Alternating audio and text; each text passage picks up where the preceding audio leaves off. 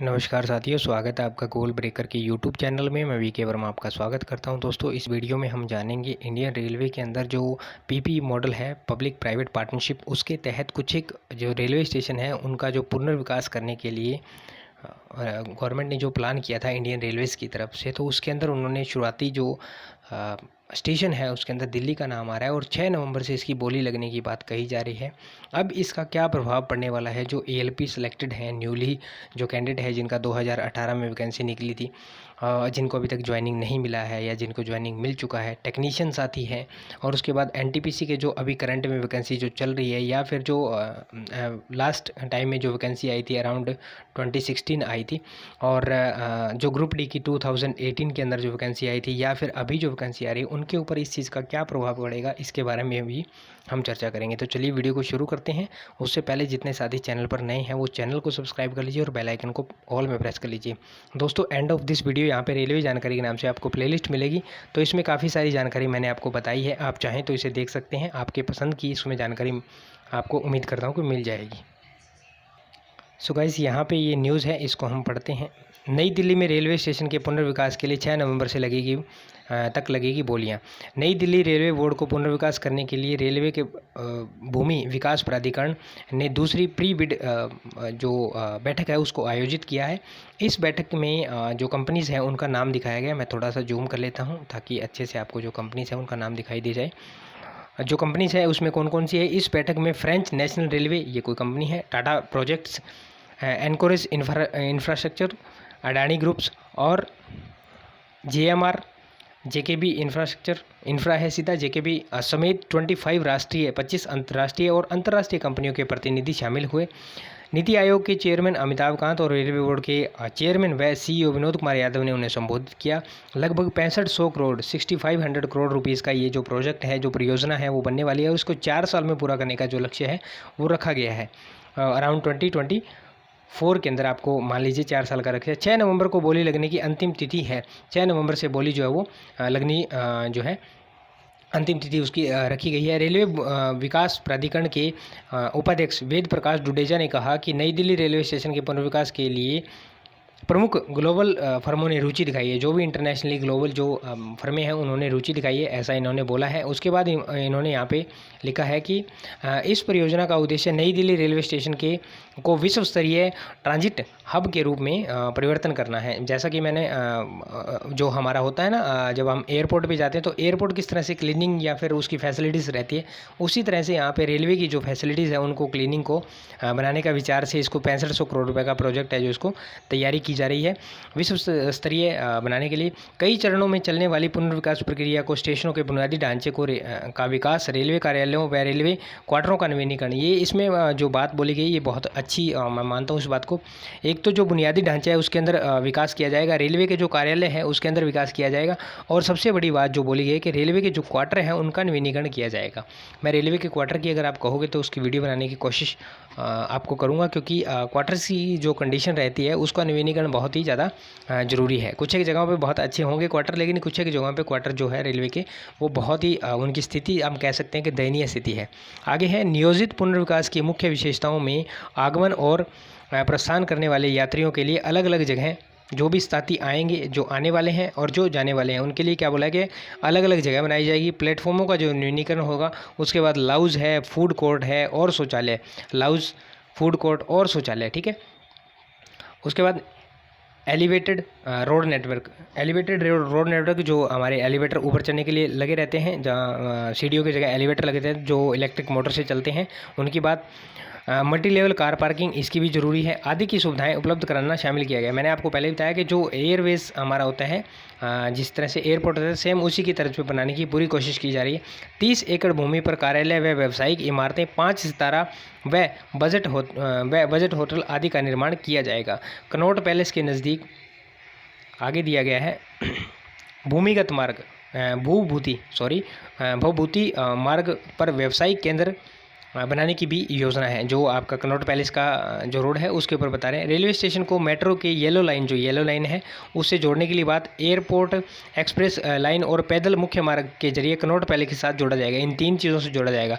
एक तो आपका येलो लाइन से जोड़ा जाएगा, दूसरा एयरपोर्ट से जोड़ा जाएगा, और जो एयरपोर्ट की एक्सप्रेस लाइन है, और दूसरा जो अंडर ग्राउंड जो पैदल पारपथ जिसको हम बोलते हैं, अंडरग्राउंड जो ब्रिज रहते हैं उनके अंदर से पैदल मुख्य जो मार्ग हैं उनके जोड़ा जाएगा।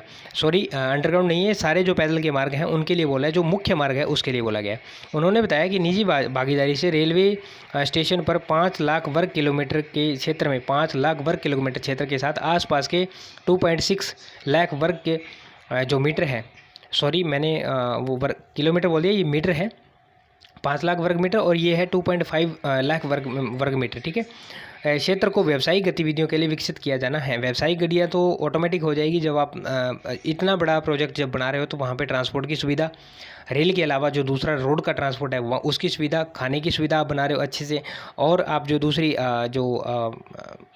सुविधाएं दे रहे हो, जैसे आपने मॉल की इसकी होटल वगैरह की बात की, और अदर चीज़ों की, जैसे आपने प्लेटफॉर्म के सुधार की बात की, यात्रियों के आने जाने की और अलग अलग सुविधाओं की बात की, तो उसमें भी बहुत सारा सुधार हो जाएगा। तो ऑटोमेटिक जो व्यावसायिक गतिविधि है उनके अंदर क्या हो जाएगा, विकास हो जाएगा।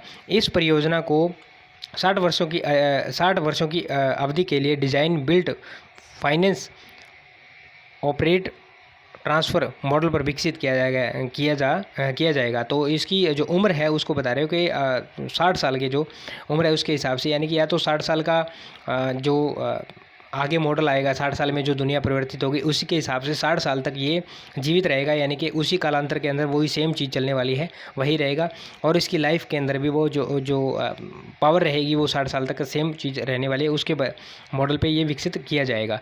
यात्री हैंडलिंग फीस, यात्री सुविधाएं जैसे रिटेल एरिया, लाउज पार्किंग, विज्ञापन, व्यावसायिक संपत्ति के विकास व लीज सहित कई घटकों से राजस्व की प्राप्ति होगी। मेन बात यहाँ पे आ जाती है, जब आप इतनी फैसिलिटी दे रहे हो तो यहाँ पे आप कुछ ना कुछ तो लोगे जनता से, तो वही लेने की बात है। यात्री हैंडलिंग फ़ीस, जो भी हैंडलिंग रहेगी उसकी फ़ीस ली जाएगी।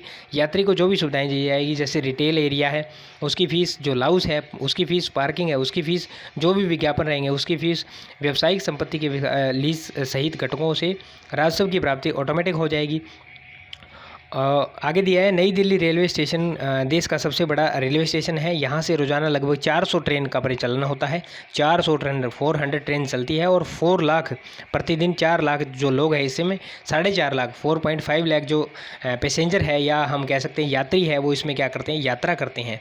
अब दोस्तों इतनी बड़ी जब ये चीज़ बना रहे हैं तो इसके अंदर सबसे जो मेन डर वाली बात है, या विकास वाली बात है, या अच्छी बात है, उन दोनों को अगर हम कंपैरिजन करें तो एक तो यहाँ पे हम डर कह सकते हैं। जो डर हमें है ये कि जब प्राइवेट को आप दे रहे हो तो वहाँ पे जो जनता है उसके साथ जो सलूकी है, बदसलूकी है, वो ना की जाए। मज़दूरी कहीं कम रेट पे आप मज़दूरी करवा के काम करवा रहे हैं, या फिर उनके जो काम का है, वर्क आवर है, उसको आप बहुत ज़्यादा इंक्रीज़ कर दिए हैं और मज़दूरी उसी हिसाब से दे रहे हैं, तो ये ना हो।